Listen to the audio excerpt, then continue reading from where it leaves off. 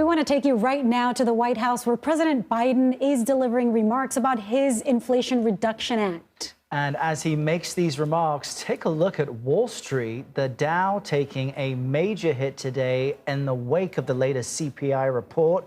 The Dow Jones down there, it was more than 4%. It's just less than 4%. So let's listen to President Biden as he kind of connects how our economy is doing with what his Inflation Reduction Act may change. That doesn't mean I'm going to speak any longer. Folks, welcome to the White House, everybody. And thank you, Levette, for this. This law is for you and for the millions of people like you, good, decent, hard-working Americans. And how about James Taylor, a voice that heals our soul and unites a nation, and a good friend. I don't know where James is, probably smart enough to be under the shade of the tree over there, or I've taken off. But James, thank you, thank you, thank you. And we're joined by many champions for the American people. The first one of my best champions, is the First Lady, Jill Biden. I thought she was teaching, but she's here. Vice President Harris, who's not only a great vice president, but become a great friend. And the second gentleman, as well as Speaker Pelosi and Leader Schumer and Joe Manchin. Joe, thanks for sticking with what you said you'd do. Appreciate it. And the committee chairs who worked for almost 2 years to make this law real. And all the House and Senate Democrats who stood together and never, ever, ever gave up. This couldn't have happened without every single one of you, and that's in the literal sense in the Senate. Every single one was required because the other team didn't want to play. And all our distinguished guests, CEOs, advocates, activists, thank you for joining us. And what a great day.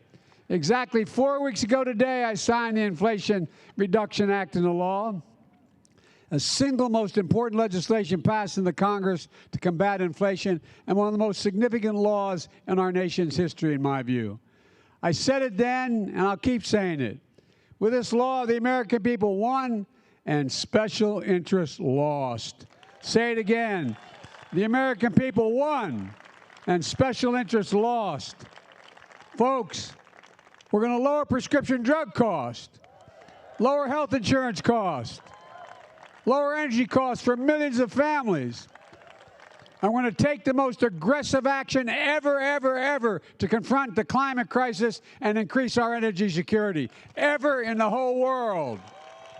And that's not hyperbole, that's a fact. We're going to build a future, the future, here in the United States of America, with American workers, with American companies, with American-made products. And after years of some of the biggest corporations in the United States paying zero in federal income tax, they'll now have to begin to literally pay their fair share. Today offers proof that the soul of America is vibrant, the future of America is bright, and the promise of America is real. It is real. It is real. This is an extraordinary story being written today in America by this administration as I step all over my coat. Good thing my mom's not around. But look, you're an awful lot of brave allies out there in the Congress. You took a lot of heat, and by so many determined advocates and activists all across the country. And as I look out on this lawn, I see leaders who made the government of America begin to work again, work for the people, not special interests, for the people. Folks, look, elected officials who stood up to the millions of dollars in attack ads from special interests, business leaders who were willing to endure the criticism of many of their colleagues, and so many people who fought for years to lower prescription drug prices and tackle the climate crisis. This is your victory. This is your victory. And that's a fact. And you deserve a huge round of applause. Give them applause, all these people who stood up. Every one of them. And let's hear it for the workers in the labor unions, mayors and local officials, environmental activists, students and young people, advocates for senior citizens and families. This is what it looks like when the American government works for the people. When we tell the powerful interests, no, you're not going to get your way. This time, not this year, not this time, not now. I say to some of my colleagues who have been around a long, how long we've been fighting pharma, how long we've been taking on these interests. From the time I got to the Senate 720 years ago. I'm serious. Think about it. Let's be honest. Passing this law wasn't easy. I proposed as soon as I got here, basically. And I've said that day that I was determined to work with Republicans. And I've done that on historic laws like the infrastructure law. Republicans came across the aisle and they've worked with us. And we got it done. Over $1.2 billion to reshape this nation's infrastructure. The CHIPS and Science Act and the PACT Act for veterans and their families. In fact, I think it's fair to say we've achieved more bipartisan agreement in these nearly 2 years in my presidency than anyone thought was even remotely possible when I entered office. So I thank the Republicans who stood up. And I'm proud of it. It's been good for the country. But I believe Republicans could have and should have joined us on this bill as well. After all, this bill cut costs for families, help reduce inflation at the kitchen table, because that's what they look at, how much of their monthly bills and how much do they have to pay out for their necessities. And it gave them just a little more breathing room, as my dad would say. This bill will lower the deficit. This bill alone is going to lower the deficit by $300 billion over the next decade, because it's going to pay less for prescription drugs. And that's on top of the $350 billion we reduced the deficit my first year, $350 billion reduction. And for this fiscal year, $1.5 trillion reduction in the deficit. So I don't want to hear it anymore about big spending Democrats. We spend, but we pay. Ladies and gentlemen, the last guy had this job, well, let me put it this way. This bill finally delivers on a promise that I've made to the American people for decades. But Republicans choose not to join us. In the end, every single Republican voted against this historic law. So it fell to the Democrats to meet this moment and deliver for the American people. And that's exactly what we did. We pay more for our prescription drugs than any developed nation in the world. Let me say that again. In America, we pay more for prescription drugs than any developed nation in the world. And there's no rhyme or reason to that. For years, so many of us have been trying to fix this problem. But for years, Big Pharma blocked Medicare from negotiating lower drug prices. But not this year. Not this year. This year, the American people won, and Big Pharma lost. Now, Medicare will have the power to do what so many Democrats and Republicans in the past talked about doing: lower prescription drug prices. And seniors will see their out-of-pocket costs for their prescription drugs limited to $2,000 a year. They cannot pay a penny more than $2,000 a year, no matter how high their drug costs are, whether for cancer drugs or other drugs that can raise up to $70,000, $80,000 a year based on need. A maximum yearly cost of $2,000. And if you're on Medicare and you have diabetes, your cost of your insulin will be $35 for every insulin. And we wanted to cut the cost for insulin for everyone, including the hundreds of thousands of children with type 1 diabetes. I'll not ask for a show of hands, but I bet a lot of you out there have diabetes, or your children do. But Republicans blocked limiting that cost to $35 for children. It only cost $10 for the prescription to be made and packaged. $10. And drug companies charge families about 30 times more than that for every vial of insulin. Look, I'm deadly earnest about this. Imagine being a mom or a dad. Looking at your child, you know that needs an insulin to live. and not having the money to pay for it. Not a joke. Think about it. Think about what you'd think about at the time. Think about how you'd feel if you didn't have the insurance and didn't have the money. It's wrong. It's not who we are, and we're going to fix that too.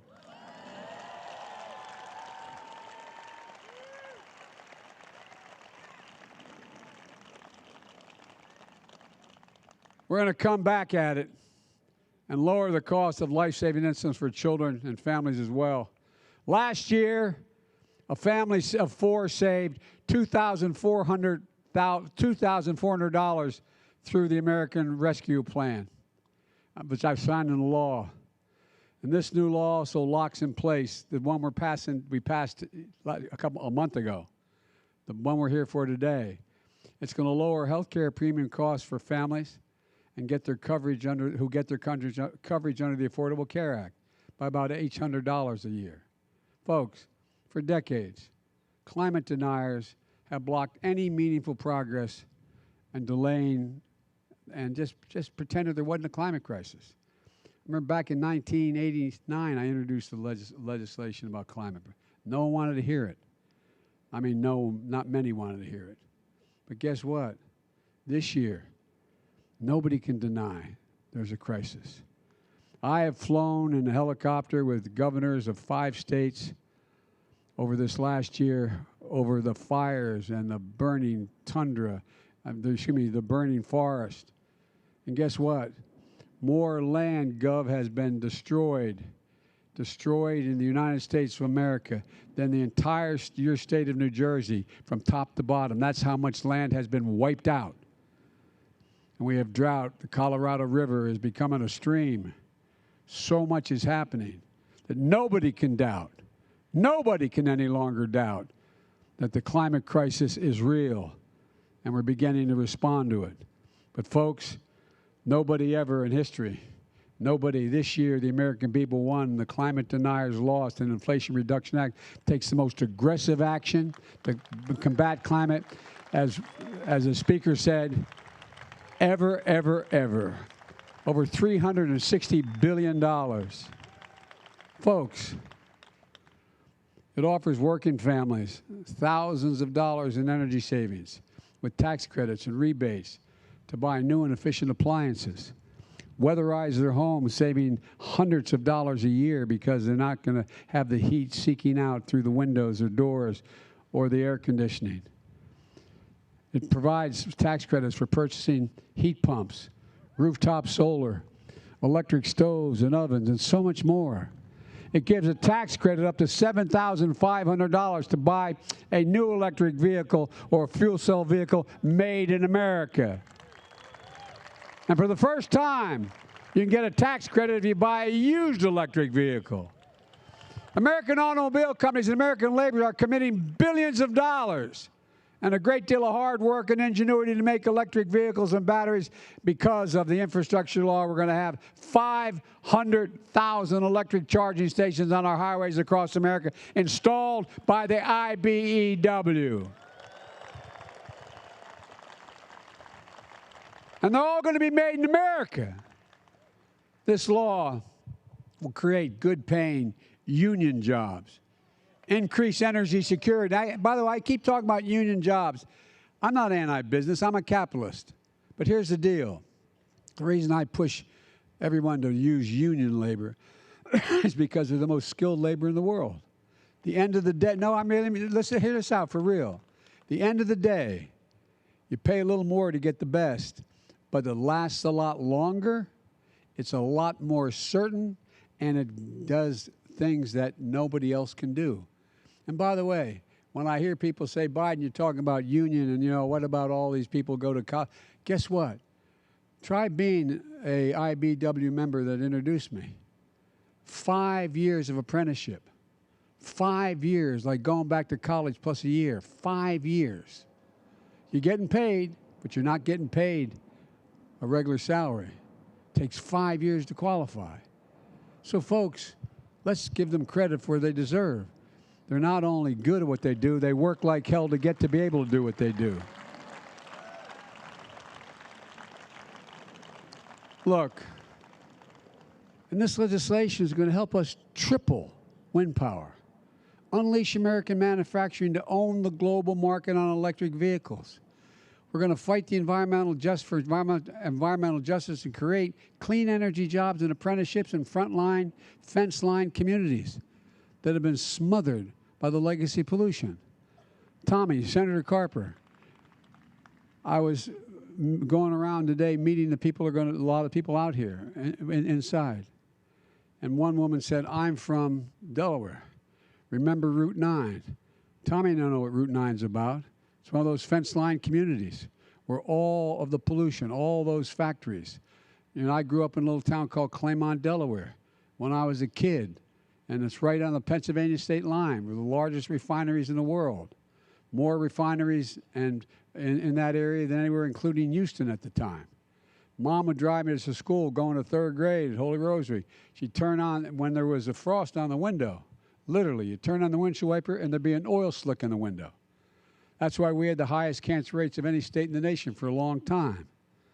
Folks, they're the people under my leadership who are going to get help first. They're going to be the people helped first.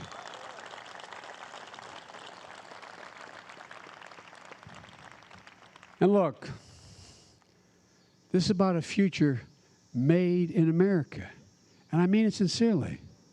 For decades, the biggest corporations in America fought to block a fair tax code. Under my predecessor, there was a $2 trillion tax cut, not a penny of which was paid for. And it mainly benefited the wealthiest 1% of the American people and the biggest corporations. 55 of the Fortune 500 companies made $40 billion and then 2020 and didn't pay a single penny in federal income tax. But this year, even though some of the biggest companies in America flooded capital with lobbyists and money, they lost and the people won. No corporation will have to pay, they'll have to pay a minimum tax of 15%, just 15%. The days of billion-dollar companies paying zero in taxes is over, I promise you. And folks, let's be crystal clear about something. No one, I said when I was running, I said when I got elected, and I've said every month since then, no one earning less than $400,000 a year in America will pay a single penny more in federal taxes as long as I'm the president. That's a commitment I made in the campaign, a commitment I'm keeping. This law is going to make a big difference for middle-class and working-class families. Finally, giving them a little bit, as my dad would say again, breathing room. It's a big step forward for the country. But it won't surprise you to hear that many Republicans are saying, what's their platform when you ask them? You hear the Republican leader saying, undo everything we've done. The Republican leader in the House has already said the #1 economic priority if they win back the House is to repeal the Inflation Reduction Act. #1.